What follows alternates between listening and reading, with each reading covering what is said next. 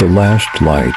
In the small, isolated town of Eldridge Hollow, a blackout struck one fateful night. The electricity flickered and then vanished, plunging the town into an impenetrable darkness. The eerie silence that followed was suffocating, interrupted only by the occasional rustle of leaves and the distant hooting of owls. The townspeople, accustomed to the comforts of modern life, felt an unsettling dread creep into their hearts as families gathered in their homes, candles flickering to life. A growing sense of fear began to ripple through the air. Whispers of a flesh-eating monster that roamed the woods at night returned to haunt the town. Legends spoke of a creature that thrived on fear and darkness, lurking just beyond the reach of the light. The town's local historian, an elderly woman named Agnes, had warned them about the monster for years.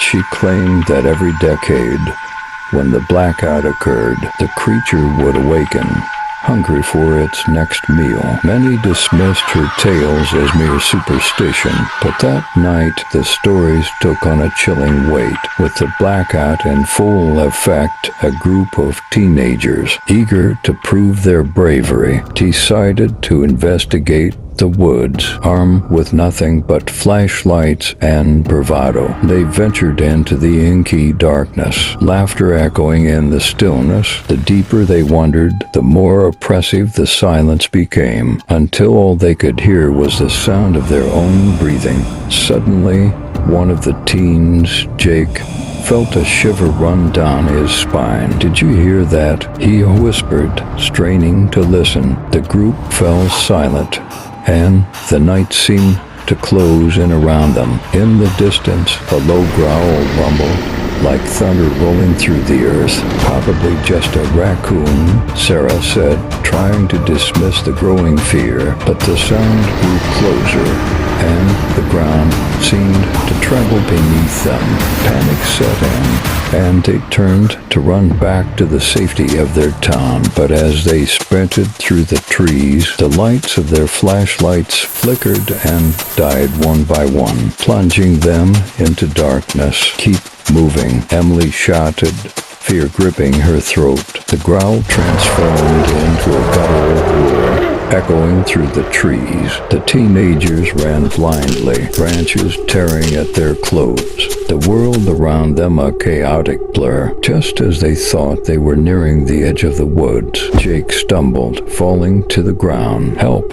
I can't get up," he cried. The others hesitated, fear and concern warring in their eyes. They could hear the creature approaching, its heavy footsteps shaking the ground. "Leave him. We need to go," Sarah shouted, her voice thick with terror. But Emily couldn't abandon her friend. She turned back, and in that moment, the air grew cold, the darkness wrapping around her like a shroud. Out of the shadows, the flesh-eating monster emerged. Its grotesque form was a twisted parody of humanity, skin hanging loosely from its bones, eyes glowing like coals in the dark. Its jagged teeth gleamed with the promise of bloodshed. The creature lunged forward, its mouth wide open, revealing rows of razor-sharp teeth. Emily felt a primal scream rise in her throat as she grabbed Jake's arm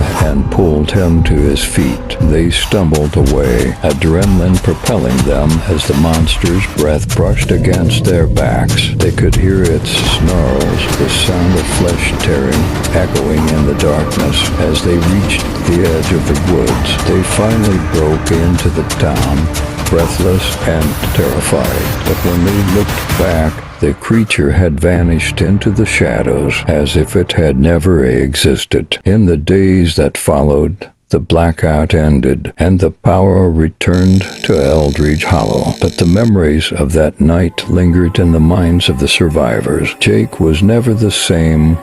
haunted by the encounter and plagued by nightmares. The townsfolk tried to go back to their normal lives, but the stories of the flesh-eating monsters spread like wildfire, intertwining with their reality. Weeks later, Agnes was found dead in her home, her face frozen in an expression of terror, her last words a warning about the creature that would return. The blackout had merely been a harbinger of doom, and the monster was still out there, waiting for the next opportunity to feast on the flesh of the unwary. And so, as the sun set each night, a palpable tension hung in the air, a reminder that in the darkness something wicked lurked, always watching, always waiting. The townsfolk of Eldridge Hollow could only wonder, when would the next blackout come, and who would be its next victim?